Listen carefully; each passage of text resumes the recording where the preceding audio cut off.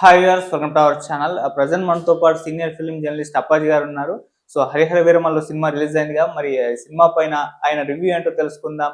ఈ సినిమాకి సంబంధించిన ప్లస్‌లేంటి, మైనస్‌లేంటి, మరి బయట వస్తున్న టాక్ పైన ఎంటైర్‌గా ఒకసారి ఆయనతో డిస్కస్ చేసే ప్రయత్నం అయితే చేద్దాం.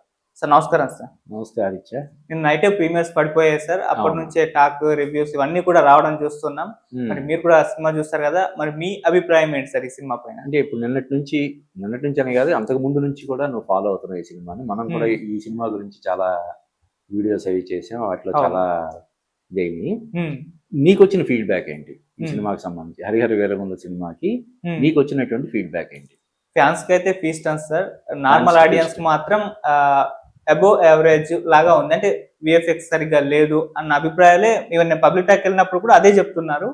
విఎఫ్ఎక్స్ బాగుంటే బాగుండు, సెకండ్ హాఫ్ కాస్త డ్రాబ్యాక్ అయింది, అటువంటి ఫీలింగ్స్ వచ్చాయి. అంటే ఈ సినిమాకి సంబంధించి మొత్తం మీద ఉన్న ఏకైక నెగిటివ్ థింగ్ ఇది ఒకటేనా? విఎఫ్ఎక్స్ అయినా ఇంకా వేరే ఏమైనా నెగిటివ్ పాయింట్స్ చెప్తున్నారా?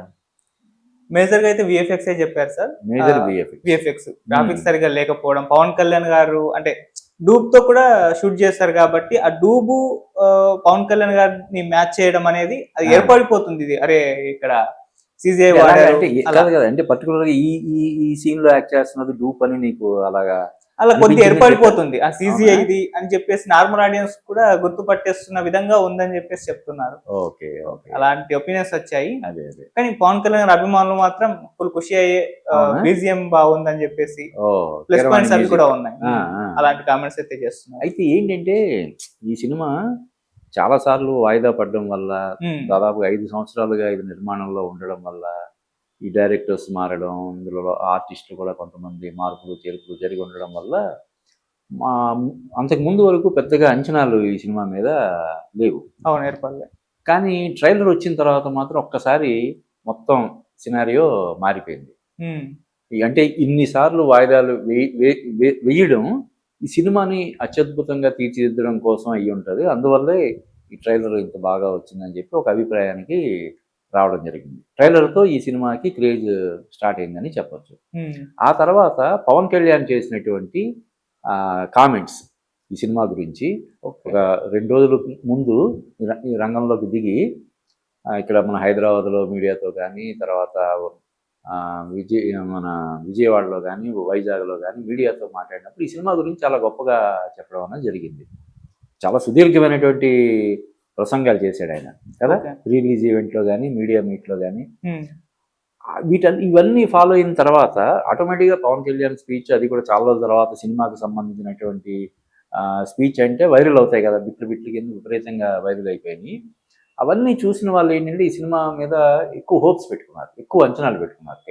ఎప్పుడు తన సినిమా గురించి చాలా పాజిటివ్గా మాట్లాడిన పవన్ కళ్యాణ్ ఈ సినిమా గురించి ఎంతగా మాట్లాడుతున్నాడంటే డెఫినెట్గా ఈ సినిమాలో విషయం ఉండుంటుంది, డెఫినెట్గా ఇది ఆయన కెరీర్లో ఒక మైల్ స్టోన్ లాగా నిలిచిపోయే సినిమా అవుతుందని అంచనాలతోటి వెళ్ళడం వల్ల కొంతమంది డిసప్పాయింట్ అవుతున్నారు. తర్వాత ప్రీమియర్స్ ఎప్పుడు కూడా ఈ టికెట్ రేట్లు పెంచి ఇప్పుడు 800 700 ఆ రేట్లతో చూసిన వాళ్ళు డెఫినెట్గా చాలా క్రిటికల్గా చూస్తారు ఓకే కదా. ఎందుకంటే ఈ ప్రీమియర్స్ చూసే ప్రతి ఒక్కరు ఇంచుమించు రివ్యూవర్ లాగా ఎలా ప్రీమియర్కి వెళ్ళి సినిమా ఎలా ఉంది అని చెప్పి చూడని వాళ్ళు, అంటే అందరూ ప్రీమియర్స్ చూడలేరు కదా, అందరూ అమౌంట్ ఎఫర్ట్ చేయలేరు కదా, కాబట్టి చూసిన వాళ్ళని అడుగుతారు ఎలా ఉందని చెప్పి. కాబట్టి వీడు సినిమా చూసేటప్పుడు దాన్ని క్రిటికల్గా చూస్తాడు. ఏం చెప్పొచ్చు మనం రేపు మన ఫ్రెండ్స్ కానీ, ఫ్యామిలీలో రిలేటివ్స్ కానీ ఎవరైనా ఈ సినిమా గురించి అడిగితే ఏం చెప్పాలి అని ఆలోచించుకుంటూ సినిమా చూస్తాడు.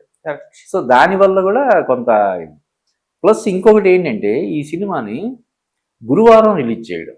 ఓకే. మామూలుగా ఫ్రైడే రిలీజ్ కాకుండా ఒక రోజు ముందు జరిపారు గురువారం రిలీజ్. మళ్ళీ దానికి తోడు 9:30కి బుధవారం షో వేశారు. అవును, 9:30కి, అది కూడా ఏదో late night mid night show కాదు, అంతే కదా. అంతే సార్. బుధవారం రిలీజ్ అయినట్టు సినిమా. అవును. ఇప్పుడు బుధవారం రిలీజ్ అయ్యి బుధవారం 11-12కే దీనికి ఒక నెగిటివ్ టాక్ లాగా స్ప్రెడ్ అయ్యి తర్వాత మళ్ళీ గురువారం, ఇప్పుడు శుక్రవారం, శనివారం, ఆదివారం. జనరల్గా ప్రతి సినిమాకి ఏం చెప్తారు, మండే టెస్ట్ అంటారు. మండే కనుక డీసెంట్ కలెక్షన్స్ వస్తే ఆ సినిమా హిట్ అయినట్టు, లేకపోతే ఇంకా మొదటి 3 రోజులు 4 రోజులు వచ్చిన కలెక్షన్స్ తోటే సరిపెట్టుకోవాల్సి వస్తున్నట్టుగా చెప్తారు. కానీ ఇప్పుడు ఈ సినిమాకి సంబంధించి ఇన్ని రోజులు దాదాపు ఈ 2 రాష్ట్రాల్లో కూడా 90% థియేటర్స్లో, అది కూడా సింగిల్ స్క్రీన్స్ అన్ని 100% ఉంటాయి.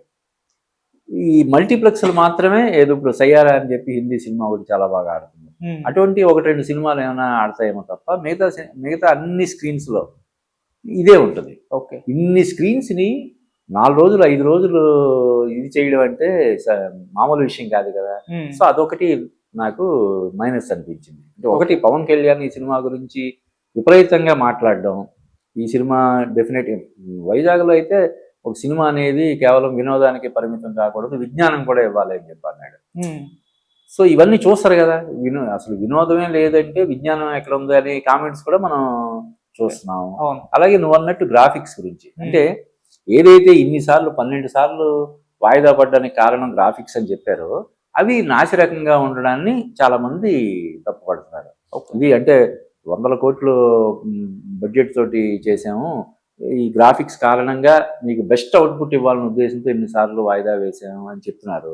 కానీ ఆ గ్రాఫిక్స్ వేటి కోసం అయితే అన్నిసార్లు వాయిదా వేశారో ఆ గ్రాఫిక్స్ సరిగా లేవనే ఎక్కువ అసంతృప్తి వ్యక్తం అవుతుంది. సో ఎంటర్గా మరి సినిమా విషయానికి వచ్చేసరికి పవన్ కళ్యాణ్ గారి అభిమానులకైతే గుడ్ న్యూస్ అని చెప్పుకోవాలి. వాళ్ళకు కంపల్సరీగా ఎంటర్టైన్ అవుతున్నారు. నార్మల్ ఆడియన్స్ మాత్రం డిసప్పాయింట్ అవుతున్నారు. మరి తొందరలో అంటే ఒక 2-3 రోజుల వరకు ఫ్యాన్స్ హంగామా ఉంటుంది. తర్వాత పరిస్థితి ఏ విధంగా ఉండే ఛాన్స్ ఉంది? అంటే ఇప్పుడు మనకు అందుతున్నటువంటి ఇన్ఫర్మేషన్ ప్రకారం ఈ రోజు కూడా చాలా చోట్ల స్పీడ్ ఫుల్స్ అవ్వట్లేదు. ఓకే. అంటే కొన్ని సింగిల్ స్క్రీన్స్ అయినా నెమ్మదిగా స్లోగా ఫుల్స్ అవుతున్నాయేమో. మల్టీప్లెక్స్లో కూడా ఇంకా చాలా మనకి ఇది చూపిస్తున్నాయి. అంటే మొదటి రోజు ఎలాగ ఉందంటే రేపు ఎల్లుండి ఎలా ఉంటుందని కొంత ఇది. ఇంకొకటి ఏంటంటే ఇది చాలా సంవత్సరాల నిర్మాణంలో ఉండడం వల్ల కావచ్చు, లేకపోతే కరోనా టైంలో కూడా పవన్ కళ్యాణ్ కూడా కొంత దానికి ఇబ్బంది పడి ఆ తర్వాత షూటింగ్లో పాల్గొనడం వల్ల, ఇటువంటి కారణాల వల్ల, లేదంటే గ్రాఫిక్స్ కారణాల వల్ల కావచ్చు, ఈ సినిమాలో ఒక్కొక్క సీన్లో ఒక్కోలాగా ఉన్నట్టు అనిపిస్తుంది మనకి. ఓకే. కొన్ని సీన్స్లో ఒకలాగా, తర్వాత సీన్లో ఒకలాగా, ఒక సీన్లో గెడ్డం తోటి, ఇంకో సీన్లో గెడ్డం లేకుండా, ఒక సీన్లో వాయిస్ ఒకలాగా, ఇంకో సీన్లో వాయిస్ ఒకలాగా, ఇటువంటి కనీస జాగ్రత్తలు తీసుకోకపోవడం అనేది ఈ సినిమాకి సంబంధించి కొంత మైనస్గా చెప్పొచ్చు. తర్వాత ఆయనే ప్రెస్ మీట్లో చెప్పాడు, నేను ఈ సినిమా కోసం రోజుకి 2 గంటలు కేటాయించామని, 2 గంటల్లో షూటింగ్ అది చేసుకునేవారు. అంటే ఒక సీన్ తీయడానికి రోజుకి 10-12 గంటలు కష్టపడితే ఒక సీన్ తీయగలుగుతారు జనరల్గా సినిమాలో 60 నుంచి ఒక 80 సీన్లు వేసుకో. 3 గంటలు నిడివి అంటే కూడా ఒక 75-80 ఉంటాయి. వాటిని తీయడానికి 80 సీన్లు తీయడానికి ఎన్ని రోజులు టైం తీసుకుంటున్నారు? ఇప్పుడు 150 రోజులు, 200 రోజులు అలాగా టైం తీసుకుంటున్నారు. మరి ఈ సినిమాకి ఈయన రోజుకి 2 గంటలు కేటాయిస్తే ఇప్పుడు ఎందుకు పలానా సీన్లో డూప్ అయ్యి ఉంటాడు, ఈ పలానా సీన్ గ్రాఫిక్స్ అయ్యి ఉంటుందని ఎందుకు కన్క్లూజన్కి వచ్చేస్తున్నారు? ఇటువంటివి చెప్పడం వల్ల సినిమాకి రోజుకి 2 గంటలు మాత్రమే కేటాయించి, అంటే ఇటీవల కాలంలో దాన్ని ఫినిష్ చేయడం కోసం 2 గంటలు కేటాయించారని చెప్పడం అన్నది ఒక మైనస్గా మనం చెప్పొచ్చు. ఓవరాల్గా అంటే పవన్ కళ్యాణ్ నుంచి చాలా గ్యాప్ తర్వాత ఆయన రాజకీయాల్లో అసాధారణమైనటువంటి విజయం సాధించి డిప్యూటీ చీఫ్ మినిస్టర్ అయిన తర్వాత వచ్చిన సినిమా కాబట్టి దీని గురించి ఇంత క్రిటికల్గా ఆలోచించడం, డిస్కస్ చేయడం ఇవన్నీ జరుగుతుంది. ప్లస్ ఈ నెగిటివ్, మరీ ఇంత నెగిటివ్ రావడానికి కూడా కారణం ఏంటంటే రాజకీయంగా కూడా కారణమై ఉండొచ్చు. ఎవరైతే ఆయన్ని వ్యతిరేకించే వాళ్ళు, లేదంటే కిట్టన వాళ్ళు, వీళ్ళందరూ కూడా డెఫినెట్గా నెగిటివ్ ప్రచారం అనేది పాజిటివ్గా ఉంటేనే దాన్ని నెగిటివ్ చేసే ట్రెండ్ నడుస్తుంది ఇప్పుడు. మరి ఇప్పుడు కొంత నెగిటివ్ ఉంటే, ఒక 1% నెగిటివ్ ఉంటే దాన్ని 10 ఇంతలు లేదంటే 20 ఇంతలు చేసే ఇది అవకాశం ఉంటుంది. కాబట్టి ఈ నెగిటివిటీని రాజకీయ కోణంలో కూడా చూసినప్పుడు మరీ అంత తీవ్రం కాకపోవచ్చేమో అని అనిపిస్తుంది. కాబట్టి ఈ 3 రోజులు, ఈ 4 రోజులు దాటితే కానీ, మనం మండే కానీ ఈ సినిమా కమర్షియల్గా విజయం సాధించిందా లేదా, ప్రొడ్యూసర్ సేఫా కాదా, కొనుక్కున్న డిస్ట్రిబ్యూటర్స్ కానీ బయర్స్ కానీ వాళ్ళు సేఫ్ అయ్యే అవకాశం ఉందా లేదా అనేది మనకి క్లారిటీ రాదు. ఇంకోటి సార్, ఇక్కడ ఫస్ట్ హాఫ్ బాగుంది, సెకండ్ హాఫ్ కాస్త బాగాలేదు అన్న టాక్ కూడా వచ్చింది. సో దీనిపైన కూడా ఫస్ట్ హాఫ్ కృష్ణ గారు తీశారు, సెకండ్ హాఫ్ జ్యోతి కృష్ణ గారు తీశారు, ఆ రకంగా మాట్లాడుతున్నారు. సో దాని ఇంపాక్ట్ వాళ్ళిద్దరు డైరెక్టర్స్ మారడం వల్ల కూడా ఈ సినిమా మీద ఇంపాక్ట్ పడింది అంటారా? అంటే అది చెప్పుడు జనరల్గా ఒక సినిమా ఇప్పుడు ఉదాహరణకి 80% ఆయన కృషి తీసాడని చెప్పి అంటున్నారు. ఓన్లీ 20%, 30% లేదంటే పాటలు ప్లస్ అలాగా జ్యోతి కృష్ణ తీసాడు అంటున్నారు. ఫస్ట్ హాఫ్ బాగుంది కాబట్టి బాగున్న పార్ట్ క్రిష్ తీసుకుంటాడు. ఏదైతే బాగాలేదంటున్నారో గ్రాఫిక్స్ పరంగా కానీ మరొకటి కానీ ప్రీ క్లైమాక్స్ అది బాగాలేదంటున్నారు, అది జ్యోతికృష్ణ తీసుకుంటాడని చెప్పి మన కన్క్లూజన్కి రావడానికి లేదు. ఓకే. ఎందుకంటే ఒక సినిమాకి సంబంధించి ఎలా ఉంటుందంటే స్క్రీన్ ప్లే క్లైమాక్స్లో వచ్చే సీన్ ఒక్కొక్కసారి ఫస్ట్లో తీస్తారు, ఒక ఆర్డర్లో తీయరు. మనం సినిమా చూసేదాన్ని అదే ఆర్డర్లో షూట్ చేయరు. ఆ కాంబినేషన్ బట్టి రకరకాల సెట్ను బట్టి, ఇప్పుడు ఒక సెట్లో ఒక 2 సీన్లు ఉంటాయి, ఒకటేమో ఫస్ట్ వస్తుంది ఓపెనింగ్లో, తర్వాత ఎండింగ్లో వస్తుంది అనుకో, రెండు ఒకసారి తీసేస్తారు. అలాగే ఆర్టిస్టులు, హీరోయిన్ ఆ డేట్స్ ఉంటాయి, ఇప్పుడు 1 నెల రోజులు, 2 నెలలు, 3 నెలలు ఉంటుంది. ఆ ఇద్దరు కాంబినేషన్ సీన్లు ఎక్కడెక్కడ ఉన్నాయో చూసుకొని ఆ కాంబినేషన్ సీన్లు తీస్తుంటారు. ఇవి ఈ కాంబినేషన్లో ఉన్న అన్నిటికి కూడా వర్తిస్తుంది అనమాట. సెట్స్కి వర్తిస్తుంది, కాంబినేషన్కి వర్తిస్తుంది, ఇలాగా. కాబట్టి ఒక ఆర్డర్లో తీయడం అనేది జరగదు సినిమా. ఫస్ట్ హాఫ్ క్రిష్ తీసుకుంటాడు, సెకండ్ హాఫ్ లేదంటే సెకండ్ హాఫ్లో పార్ట్ జ్యోతికృష్ణ తీసుకుంటాడు, కాబట్టి అవి బాగాలేదని కన్క్లూజన్ రావడానికి లేదు. ఇద్దరికి బెనిఫిట్ అవుట్ అవుట్ ఇవ్వచ్చు, ఎందుకంటే ఎవరు వేసి తీసారో మనకు తెలియదు కాబట్టి మనం ఎవరి మీద వేయలేము. ఒకవేళ వేస్తే ఇద్దరి మీద వేయాలి. మీరు రేటింగ్ ఎంత ఇస్తారు సార్ ఈ సినిమాకి? అంటే ఇందాక నువ్వు చెప్పినట్టు ఫస్ట్ హాఫ్ పెద్దగా వంకలు పెట్టడానికి ఏమీ లేకుండా వెళ్ళిపోద్ది.